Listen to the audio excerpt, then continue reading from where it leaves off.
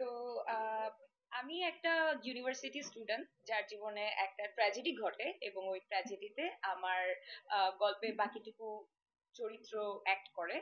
তো আমাকে আমার ডিরেক্টর শুরুতেই বলছে স্পয়লার না দিয়ে ক্যারেক্টার বলবা, স্পয়লার না দিয়ে এর চেয়ে বেশি কিছু বলা যাবে না। আর কি বলবো বলে বলেন একটু একটু বলতে পারেন। আপু এই গল্প বিষয়ে আমাদেরকে জানাবেন, আমি একটু জানতে চাই এত পরিমাণে ভিউ বাণিজ্যের বাজারে পুনরায় তুমি গল্পটা আসলে দর্শক কেন দেখবে যদি একটু বলতো। এটা আমার কাছে মনে হয় পুনরায় তুমি গল্পটা খুবই ক্লাসিক একটা প্রেমের গল্প। কারণ যেভাবে আমরা দুইটা চরিত্র গল্পটাকে টেনেছি, দুইটা চরিত্র না আসলে এখানে যতগুলো চরিত্রই ছিল এন্ড পুরোটা গল্প যেভাবে গিয়েছে, খুবই ক্লাসিক একটা প্রেমের গল্প। তো এই জন্য এটা নামও পুনরায় তুমি, কারণ বারবার এই দুইটা চরিত্র বিভিন্ন ভাবে এই দুইটা চরিত্রকেই চুজ করে। ভাইয়া তো নতুন, তো অনেকে আছে যে ফার্স্ট সিজনকে সুযোগ দেওয়ার কিন্তু অনেক ভাবে, আপনি তাকে যে সুযোগটা দিলেন কাজ করার একসাথে, এটা হচ্ছে কারণটা কি? আমি সবসময় আমার সব ইন্টারভিউতে বলি যে আমার কাছে নতুন পুরাতন এগুলো কিছুই ম্যাটার করে না, আমার কাছে শুধুই ম্যাটার করে হচ্ছে গল্প।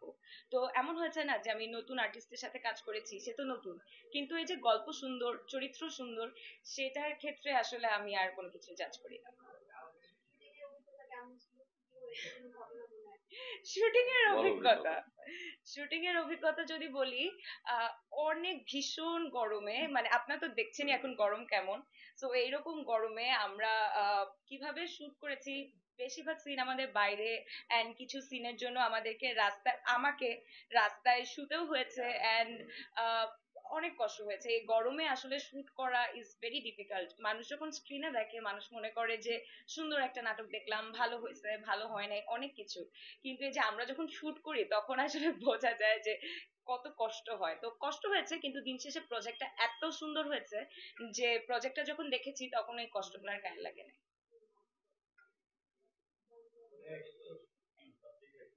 প্রশ্ন করা।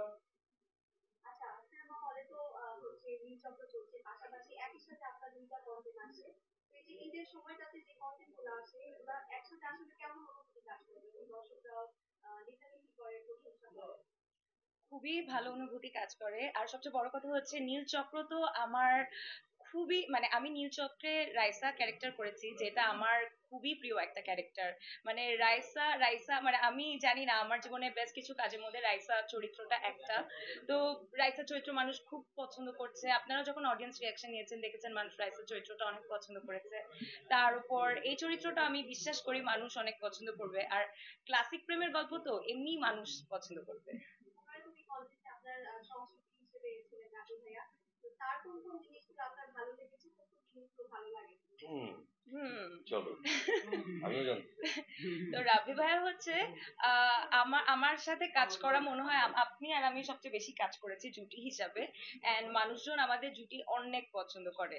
তো কখনো কোনো গল্প আসলে আমি যখন শুনি যে আমার অপোজিট ক্যারেক্টার রাবি ভাই আছে, আমার অনেক মানে আশ্বস্ত লাগে যে আচ্ছা ঠিক আছে, খুব নাইস হবে। কেন নাইস হবে?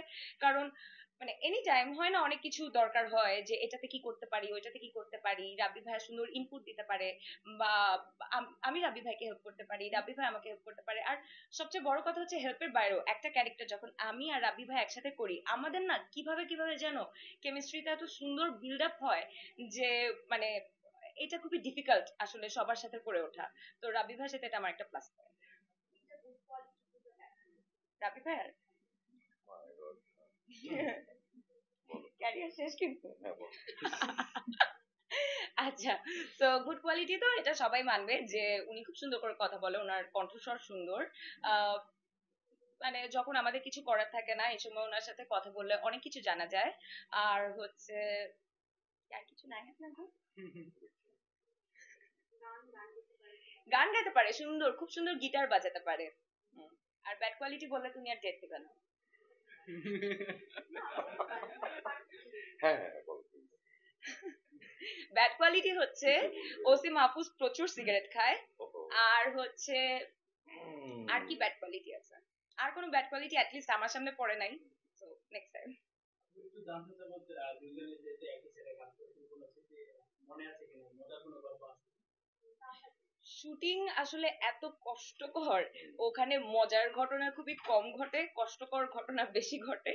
তো আহ, ওনার সাথে আমি যতগুলো প্রজেক্ট করেছি, সামনেও আমাদের বেশ কিছু প্রজেক্ট আসবে, খুব ভালো কিছু প্রজেক্ট আসবে। তো প্রত্যেকটারই আসলে যদি এক্সপিরিয়েন্স বলি, সবগুলাতে আমাদের দুজনেরই এত কষ্ট হয়েছে শুট করতে। তো এটাই আসলে মজার এক্সপিরিয়েন্স, যে জান বের হয়ে যাচ্ছে কিন্তু আমরা কেউ ক্যারেক্টার ছাড়ি না, কারণ ওনার ক্যারেক্টারে ওনাকে বেস্ট করতে হবে, আমার ক্যারেক্টারে আমাকে বেস্ট করতে হবে। এবং সেইটা শুধুমাত্রই আমার মনে হয় রাব্বি ভাইয়ের সাথে যখন আমি অ্যাক্টিং করি, আমার আমার কাছে ওই ক্যারেক্টারটা প্লে করতে আরো ইজি হয়, আরো বেটার ফিল করি আমি। রাব্বি ভাইকে অফকোর্স। হ্যাঁ। এটা ডিরেক্টরকে জিজ্ঞেস করা উচিত না? এই প্রশ্ন তো ডিরেক্টরকে করা উচিত। না, উনি তো শুরু থেকে আপনার প্রশংসা করতেছে, তো উনি আপনার আমার কথা বলবে।